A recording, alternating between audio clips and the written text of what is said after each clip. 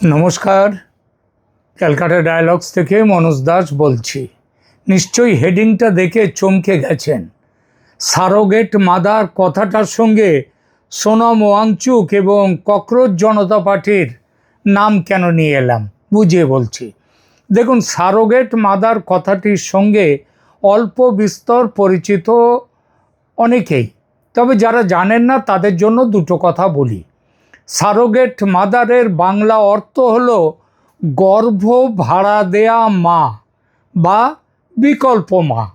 এই মা এমন একজন নারী যিনি নিজের গর্ভে অন্য কোনো নারী, ব্যক্তি বা দম্পতির সন্তান ধারণ করেন এবং জন্ম দেন। সাধারণত যেসব দম্পতি স্বাভাবিকভাবে সন্তান জন্মদানে অক্ষম বা যেসব ধনী দম্পতি গর্ভধারণের ঝক্কি পোহাতে চান না, বা যেসব মায়েরা, ভাবী মায়েরা আর কি, ফিগার খারাপ হতে পারে ভেবে অন্য নারীর টাকার বিনিময়ে তাদের গর্ভ ভাড়া নিয়ে মা হতে চান, এই রকম ক্ষেত্রে ওই ভাড়া দেয়া হয় যে গর্ভকে, সেই গর্ভের সন্তানের মাকে বলা হয় সারোগেট মাদার। তো এই সারোগেট কথাটা শুধু যে মায়ের ক্ষেত্রে ব্যবহার হয় তা নয়। টিভি খুললে আপনি দেখবেন জলের বোতলের বিজ্ঞাপন। সেসব বোতলের কোন কোন ব্র্যান্ড? ম্যাকডোয়েল, টিচার্স, এমন সব ব্র্যান্ডের জলের বোতল। এবার এই নামের জলের বোতল টিভিতে বিজ্ঞাপন দেখে আপনি দোকানে খুঁজতে গিয়ে যান, দেখবেন 100-র মধ্যে 99.99% দোকানে ওই ব্র্যান্ডের কোনো জল নেই।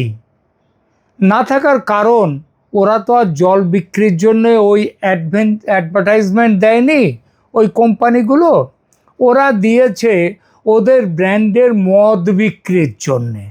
মদ বিক্রির বিজ্ঞাপনে সরকারের নানান বিধিনিষেধ আছে, অন্তত ভারতে তো বটেই। তাই সেই বিধিনিষেধ এড়াবার জন্য মদের বদলে জল বিক্রির অ্যাড দেয় তারা। ব্র্যান্ডের নাম তো জানছে মানুষ।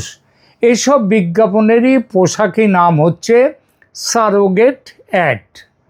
আজকাল রাজনীতিতেও চালু হয়েছে এই সারোগেট মাদার তত্ত্ব।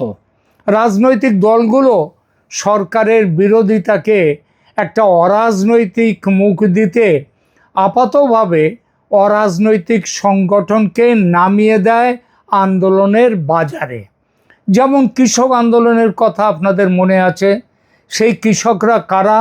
তারা বিরাট বিরাট বাড়ি গাড়ি, বহু একর, 100 একর জমির মালিক। তাদের যারা নেতাদের ছেলে মেয়েরা, তারা যেমন ওই কী যেন টিকাই আছে না, কী যেন টিকায়েত, এই টিকায়েত, মহেন্দ্র টিকায়েত, তার মেয়ে ছেলেরা সব অস্ট্রেলিয়ায় পড়াশুনো করে। তো বুঝলেন তো এইরকম সব ব্যাপার। তো কৃষক আন্দোলন হয়েছিল একটা সময়ে এইরকম সারোগেট মাদার, তাদের এখন হচ্ছে ওয়াংচুক এবং ককরোচ জনতা পার্টি, এরা হয়েছে সারোগেট মাদার। কোন আমলে প্রশ্নপত্র ফাঁস হয়নি বলুন তো? তারা যে বিপ্লব করছে মানে যন্তর মন্ত্রে, তার মূল দাবি হচ্ছে প্রশ্নপত্র ফাঁস করা বন্ধ করতে হবে এবং কেন্দ্রীয় মন্ত্রী ধর্মেন্দ্র প্রধানকে পদত্যাগ করতে হবে বা তাকে পদচ্যুত করতে হবে। তা না হলে সেই আন্দোলনেই হচ্ছে ককরোচ জনতা পার্টির আন্দোলন। আর সেই আন্দোলনে যোগ দিয়েছেন সোনম ওয়াংচুক। এই দাবি না মানলে তিনি অনশনে দেহ রাখবেন। দেখুন, প্রশ্নপত্র কোন আমলে ফাঁস হয়নি? সব আমলে হয়েছে প্রশ্নপত্র ফাঁস। বিজ্ঞান যত এগোবে এসব অপরাধ তো তত হবে। ওই আপনাদের আমেরিকার সমস্ত সরকারি দলিল বার করে দুনিয়াময়, মানে অত্যন্ত গোপন দলিলকে খুঁজে বার করে প্রচার করে দুনিয়াময় হইচই ফেলে দিয়েছিলেন। ভদ্রলোকের নামটা এই মুহূর্তে মাথায় আসছে না আমার এই মুহূর্তে। তো তিনি এইটা করেছিলেন। তাকে কি ধরতে পেরেছিল? আমেরিকা তো এত তাদের গোপন সমস্ত খবর সেগুলো ফাঁস করেছিল। তো বিজ্ঞান যত এগোবে এসব ব্যাপারের সম্ভাবনা তত বাড়বে, অপরাধ প্রবণতা তত হবে। এই দেখুন, এটা যে শুধুমাত্র এই বিজেপি আমলে হয়েছে এমন একটা প্রচার চলছে খুব জোর কদমে, কিন্তু শুধু কি বিজেপি আমলে হয়েছে? আমি একটু পুরনো দিনের দিকে একটু তাকাচ্ছি। 2004 সালে তখন কংগ্রেস কেন্দ্রে, তো 2004 সালে CBSE all India pre medical test এর প্রশ্ন ফাঁস হয়েছে। 2006 সালে সিবিএসই ক্লাস 12-এর অ্যাকাউন্টেন্সি যে পেপার ফাঁস হয়েছে। 2007-এ all India engineering entrance test তার প্রশ্নপত্র ফাঁস হয়েছে। 2008-এ প্রি মেডিকেল টেস্টের পিএমটি তার প্রশ্নপত্র ফাঁস হয়েছে। 2011-এ হরিয়ানা বোর্ডের ক্লাস 10 এবং 11-এর ওদের বোর্ড এক্সামিনের প্রশ্নপত্র ফাঁস হয়েছে। 2011-তে অল ইন্ডিয়া এন্ট্রান্স এক্সামের টেস্টের প্রশ্নপত্র ফাঁস হয়েছে। 2012 সালে রেলওয়ে রিক্রুটমেন্ট বোর্ড টেস্ট তার প্রশ্নপত্র ফাঁস হয়েছে। 2012 সালে আরও আছে all India institute of medical science এইমসের এন্ট্রান্স টেস্টের প্রশ্নপত্র ফাঁস হয়েছে। 2013 সালে মহারাষ্ট্র এসএসসি ক্লাস বোর্ডের 12 ক্লাসের প্রশ্নপত্র ফাঁস হয়েছে। 2013-এ রাজস্থান ইউনিভার্সিটির প্রশ্নপত্র ফাঁস হয়েছে। 2013-এ রাজস্থান পাবলিক সার্ভিস কমিশনের প্রশ্নপত্র ফাঁস হয়েছে। চাকরির পরীক্ষা কি ভয়ঙ্কর ভাবুন। 2014 সালে সিবিএসই ক্লাস 10-এর ম্যাথ এবং ক্লাস 12-এর ইকোনমিক্স পরীক্ষার প্রশ্নপত্র ফাঁস হয়েছে। এগুলো কয়েকটা বললাম, এরকম অজস্র আছে, অজস্র। এসব ঘটনা কংগ্রেস আমলের পুরোটাই। আমাদের স্মৃতিশক্তি খুব দুর্বল, তো তাই কংগ্রেস আমলের প্রশ্নপত্র ফাঁসের ঘটনা ভুলে গিয়ে এখন বিজেপিকে ধরার জন্যে এগিয়ে চলেছি। ভালো, এগুলো সরকারকে ধরবে, বিরোধীরা ধরাটার নাম সেগুলো তো রয়েছে, কিন্তু তার জন্যে ধর্মেন্দ্র প্রধানের পদত্যাগ চাই, নইলে অনশনে প্রাণ দেবেন একজন। এটা শুনলে তো পিত্তি জ্বলে যায় বললে কম বলা হয়। নিট ফাঁস নিয়ে খুব বলেছেন আমাদের মমতা ব্যানার্জিও। উনি নিজে ভুলে গিয়েছেন হয়তো যে 2019-এ তিনি যখন পশ্চিমবঙ্গের মুখ্যমন্ত্রী, তখন মাধ্যমিক পরীক্ষার প্রশ্নপত্র পরপর 4টে দিন ফাঁস হয়েছিল প্রশ্নপত্র। ভুলে গেছেন। ওসব ভোলাটা তো মানুষের অভ্যাস, আর রাজনৈতিক নেতারা আরও বেশি ভোলেন। মনে রাখবেন, এই রকম ঘটনা যে শুধু ভারতে ঘটে প্রশ্নপত্র ফাঁস, পরীক্ষার, চাকরির, তা কিন্তু নয়। ইউএনপি মানে আমরা দেখব আমেরিকার মতো উন্নত দেশেও, ইউরোপের মতো উন্নত দেশেও এসব ঘটনা ঘটে। ব্রিটেনের এ লেভেল ও জিসিএসই পরীক্ষার প্রশ্নপত্র ফাঁস হয়েছে পরের পর বছরে, 2017, 18, 19-এ। 2026 সালেও কেমব্রিজ ইন্টারন্যাশনাল এডুকেশন বোর্ডের এ লেভেল পরীক্ষার প্রশ্নপত্র ফাঁস হয়েছে বেশ কয়েকটি পরীক্ষার।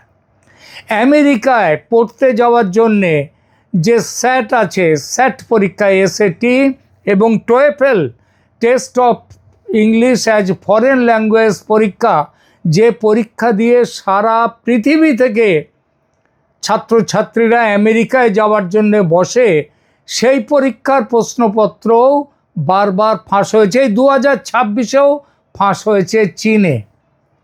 চীন শুধু নয়, অরিজিনালি নাকি চীনে ফাঁস হয়, সেখান থেকে মধ্যপ্রাচ্যের দেশগুলো, ভারত, পাকিস্তান, আরও অনেক জায়গায় ছড়িয়ে পড়ে। আচ্ছা, এসবের জন্য কি আমেরিকা বা ইংল্যান্ডের শিক্ষামন্ত্রীদের কথা ছেড়ে দিন। ওই সব পরীক্ষা যাদের দায়িত্বে রয়েছে সেই সব বোর্ডের ডিরেক্টরদের চাকরি কি গিয়েছে? আচ্ছা, চাকরির কথা যাওয়ার কথা ছেড়ে দিন, তাদের পদ থেকে হটাবার দাবি কেউ করেছে? কেউ করেনি। কোনো শিক্ষামন্ত্রীর চাকরি যায়নি। কেন যাবে? আর কেনই বা তারা সে দাবি তুলবে? তারা তো জানে যে কোন জায়গায় চলে যাচ্ছে বিজ্ঞান। তারা বরং দাবি না তুলে চুরির জায়গাগুলো চিহ্নিত করা, যাতে ভবিষ্যতে চুরি না হয় সেই ব্যবস্থা করে। আর চোরকে ধরতে অবশ্য তারা প্রচুর সময় দিয়েছে। আমাদের এখানে কংগ্রেস আমলে তো এত চুরি জোচ্চুরি হয়েছে, কই তার কি তার কোনো ঘটনা খুঁজে পাওয়া গেছে? কাউকে শাস্তি দেওয়া গেছে? কাউকে শাস্তি দেওয়া যায়নি। কিন্তু 2026 সালে পুনেতে এই পরীক্ষাটার যে প্রশ্নটা ফাঁস হয়েছে, শুধু পুনেতে, সেখান থেকে কিছু জায়গায় ছড়িয়েছে, কিন্তু সেই পুনেতে যে অধ্যাপকের নেতৃত্বে এই প্রশ্নপত্র ফাঁস হয়েছে, সেই চক্রটা পুরো ধরা পড়ে গেছে। তো ভারতে চেষ্টা যে হচ্ছে না তা বলা যায় না। এই নিয়ে কিন্তু এখানে বিরোধীরা করছে কি, উত্তেজনার আগুনে রুটি সেঁকতে বসেছে এই রাজনৈতিক দলগুলো। আর তারা মানুষকে খেপাবার জন্যে, বিশেষত এটা ছাত্রদের ব্যাপার, তো ছাত্রদের খেপানো, যুবকদের খেপানোর জন্যে জেনজি আন্দোলনের মুখপাত্র ককরোচদের দিয়েছে সারোগেট মাদার হওয়ার আমন্ত্রণ।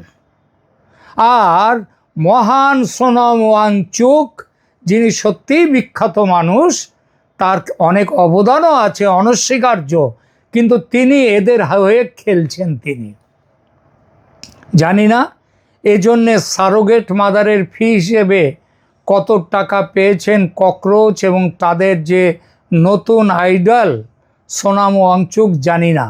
সোনাম ওয়াংচুকের ব্যাপারে কথাগুলো বলতে নিশ্চয়ই ভালো লাগে না, কিন্তু বলতে বাধ্য হচ্ছে। তিনি ব্ল্যাকমেল করতে গেছেন সরকারকে, যে আমি মরে যাব, অতএব আমাকে মৃত্যুর হাত থেকে তুলতে তোমরা ধর্মেন্দ্র প্রধানকে তাড়াও। কেন ধর্মেন্দ্র প্রধানকে তাড়ানো হবে? তাহলে কি এরপর থেকে রেল দুর্ঘটনা হলে রেলমন্ত্রী চলে যাবেন? তাই গিয়েছিলেন, মমতা ব্যানার্জি পদত্যাগ করেছিলেন। সেটা অনেক আগে করেছিলেন বিহারের একজন রেলমন্ত্রী, আর কেউ করেননি। তাহলে তো যেখানে কোনো জায়গায় কোনো কিছু গোলমাল হলেই সেখানকার মন্ত্রীকে পদত্যাগ করতে হবে। এটা কোন দেশের নিয়ম ভাই? কোন দেশের নিয়ম? আপনি আচরি ধর্ম, অপরে শেখান, পরকে শেখাবেন। কংগ্রেস তাদের আমলে কোনো শিক্ষামন্ত্রী পদত্যাগ করেছে? এত তো চুরি ডাকাতি হয়েছে, বললাম তো, কেউ করেনি। এখনকার মতো এখানেই রাখছি। ধন্যবাদ।